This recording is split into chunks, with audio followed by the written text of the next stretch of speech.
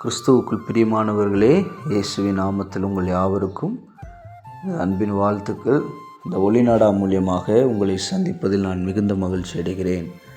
ஒரு வசனத்தை நான் வாசிக்கிறேன். சங்கீதங்களின் புஸ்தகம் 26வது அதிகாரம் அதனுடைய 12வது வசனம். என் கால் செம்மையான இடத்திலே நிற்கிறது, சபைகளிலே நான் கர்த்தரை துதிப்பேன் என்று சங்கீதக்காரன் சொல்லுகிறார். அன்பானவர்களே, உலகம் இன்றைக்கு வேறொரு விதத்திற்கு நம்மை நகர்த்தி கொண்டிருக்கிறது. குறிப்பாக தேவனை ஆராதிக்கிற ஜனங்களுடைய எண்ணிக்கை இன்று குறைந்து கொண்டுதான் இருக்கிறது. இதற்கெல்லாம் காரணம் என்னவென்று சொன்னால், உலகத்தின் நேசம் அவர்களை அதிகமாய் பற்றி பிடிக்கிறது.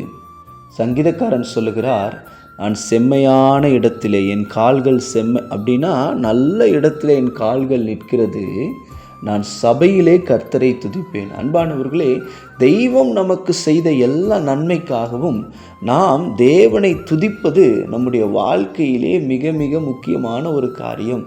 நம்முடைய கால்கள் எங்கே நிற்கிறது, அல்லது நம்முடைய கால்கள் எதை நோக்கி நகர்ந்து போகிறது என்பது மிகவும் முக்கியம். சபையிலே கர்த்தரை துதிக்கக்கூடிய உணர்வு நம்முடைய வாழ்க்கையிலே ஓங்கி இருக்கட்டும். தெய்வம் செய்யப்போகிற நன்மைகளுக்காக அல்ல, தெய்வம் செய்த நன்மைகளுக்காக சபைகளிலே கர்த்தரை துதிப்போம். தேவனை ஆராதியுங்கள், தேவனை உயர்த்துங்கள், தேவ நாமத்தை மகிமைப்படுத்துங்கள். கர்த்தர் உங்களை ஆசீர்வதிப்பாராக. God bless you all. Thank you.